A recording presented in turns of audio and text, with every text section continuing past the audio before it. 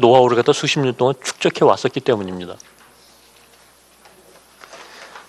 이런 상황에서 새로운 조직의 권한을 갖다 이양했었을 때 아무래도 권력의 문제를 떠나가지고 이 기능의 효율적인 수행에 있어서 공백이 생기는 것은 당연할 겁니다. 적어도 과도기적인 상황에서 상당 기간 그럴 겁니다. 그리고 그렇다면은 자, 권력을 통제하는 효과는 별로 나타나지 않고 기능은 오히려 약화시키고 이거 도대체 왜 해야 되느냐? 무엇을 위한 권한이관이냐? 이걸 묻지 않을 수가 없습니다. 차라리 이거 대통령 관여 안 하겠다. 대통령 소속해 있는 경찰이 아니라 아예 다른 기관으로 보내겠다라고 해버린다면 또 모르겠습니다. 근데 그게 아니거든요. 오른손에 왼손, 왼손에 오른손, 그건 아무것도 아닌. 그야말로 눈 가리고 아웅하는 것밖에는 되지를 않습니다.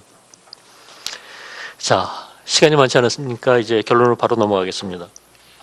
결국 문제를 진짜로 권력의 오남용에 있다라고 생각한다면 국정원의 권력, 검찰의 권력 이전에 대통령의 권력 자체를 갖다가 분산하고 통제해야 됩니다. 아까 말씀드렸듯이 총리에게 부속권, 국무위원 제청권 이런 거 부여해봤자 대통령의 권력이라고 하는 것이 살아있는 이상은 그건 다 유명무실하게 됩니다. 마찬가지로 국정원을 진정으로 개혁하려고 한다면은 대공수사권의 경찰기관이라고 하는 이런 납득하기 어려운 방법보다는 오히려 대통령이 국정원을 불법적인 목적으로 이용하지 못하도록 하는 통제수단. 이게 필요할 겁니다.